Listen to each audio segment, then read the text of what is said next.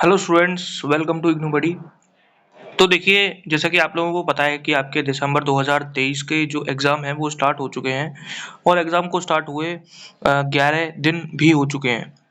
तो अब जो दिसंबर 2023 के स्टूडेंट हैं वो ये उनके दिमाग में डाउट होता है कि अगर आप अपने दिसंबर 2023 के एग्ज़ाम में फ़ेल हो जाते हो या आपकी किसी सब्जेक्ट में बैक आती है, तो क्या आपको रीवैल्यूएशन फॉर्म भरना चाहिए या फिर आपको री एग्ज़ाम देना चाहिए? तो देखिए, मैं आपको वैल्यूएशन में और री एग्ज़ाम में क्या-क्या फ़ायदे हैं और क्या-क्या नुकसान है दोनों में, मैं आपको फ़र्क बता देता हूँ। तो देखिए, जो आपका रीवैल्यूएशन होता है वो उन स्टूडेंट्स के लिए है जो स्टूडेंट्स को लगता है कि जिनका जो एग्ज़ाम है वो अच्छा गया था लेकिन उनके मार्क्स उस हिसाब से इतने अच्छे नहीं आ पाए। तो वो स्टूडेंट्स उस केस में रीवैल्यूएशन भरते हैं। लेकिन री एग्ज़ाम केवल वही स्टूडेंट दे सकते हैं जो फेल हो चुके हैं अपने रिजल्ट में, यानी कि जिनकी बैक आई है, केवल वही स्टूडेंट्स री एग्ज़ाम के लिए एलिजिबल होते हैं। अगर आपने अपने किसी भी सब्जेक्ट में पास आप हो चुके हो लेकिन आपके मार्क्स कम हैं, तो आप रीवैल्यूएशन भर सकते हो, री एग्ज़ाम आप नहीं दे सकते। ये एक डिसएडवांटेज होता है। और अगर आपकी बैक आई है, तो आप रीवैल्यूएशन भी भर सकते हो और री एग्ज़ाम भी दे सकते हो। तो आपके पास दोनों चॉइसेस होती हैं अगर आपकी किसी सब्जेक्ट में बैक आती है तो।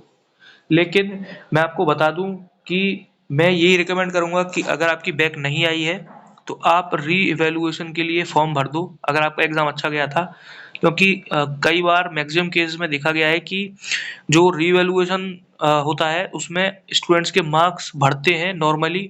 और अगर आपका एग्ज़ाम वाकई में अच्छा गया था तो आपके मार्क्स 100% रीवैल्यूएशन में बढ़ते हैं। लेकिन उसी तरफ आप जब री एग्ज़ाम दोगे और आपका एग्ज़ाम अच्छा गया था और मान लीजिए आपकी बैक आ गई और आपने री एग्ज़ाम दिया, तो इसकी क्या गारंटी है कि दोबारा से जो आपकी कॉपी चेक होंगी उसमें कोई भी क्वेश्चन ऐसा नहीं होगा जो चेक होने से रह गया हो या फिर इवैल्यूएटर की मिस्टेक की वजह से आपकी मार्क्स कम आए हों। जैसे कि कोई भी क्वेश्चन ऐसा होता है जहाँ पर इवैल्यूएटर उसको चेक ही नहीं करता, उस पे मार्क्स ही नहीं देता है, तो उस केस में आप क्या करोगे? तो रीवैल्यूएशन जब आप अप्लाई करते हो तो अगर आपका कोई भी क्वेश्चन या आंसर छूट गया है चेक होने से या फिर आपके मार्क्स के कैलकुलेशन में कोई मिस्टेक की गई है, जब आपके मार्क्स को कैलकुलेट किया जाता है तो उसमें कोई मिस्टेक होती है, तो रीवैल्यूएशन में वो चीज़ खत्म हो जाती है और उसके लिए आपके मार्क्स जो है रीवैल्यूएशन में बढ़ जाते हैं।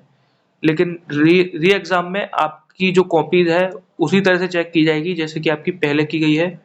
तो री एग्जाम के जो अगर स्टूडेंट्स देते हैं तो उसमें कोई भी आपको ऐसी कोई गारंटी नहीं मिलती है कि आपके मार्क्स इंक्रीज होंगे ही होंगे। तो ये बहुत बड़ा फ़र्क होता है रीवैल्यूएशन में और री एग्ज़ाम में। क्योंकि आपको पता है कि इग्नू में कॉपी बहुत हार्ड चेक होती है और काफ़ी सारे स्टूडेंट्स का डाउट होता है कि उनके मार्क्स बहुत कम आए हैं, उन्होंने काफ़ी अच्छा एग्ज़ाम दिया था, लेकिन फिर वो जब रीवैल्यूएशन के लिए अप्लाई करते हैं तो उनके मार्क्स ड्रास्टिकली इंक्रीज़ हो जाते हैं। तो ये एक सैड रियलिटी है इग्नू में कि आपकी जो कॉपीज़ है, वो ठीक से चेक नहीं होती हैं इग्नू में और फिर रीवैल्यूएशन के बाद आपके मार्क्स इंक्रीज़ हो जाते हैं। तो ये डिफरेंस मैंने आपको बता दिया री एग्ज़ाम में और रीवैल्यूएशन में। तो ये आपकी चॉइस है, आप री एग्ज़ाम देना चाहते हो या फिर रीवैल्यूएशन। तो आई होप ये वीडियो आपको हेल्पफुल लगी होगी। अगर ये वीडियो आपको हेल्पफुल लगती है तो इस वीडियो को ज़रूर लाइक करना और इग्नू से रिलेटेड हर अपडेट और इन्फॉर्मेशन के लिए इग्नू बडी चैनल को ज़रूर सब्सक्राइब कर लेना। So thanks for watching this video. Thank you so much.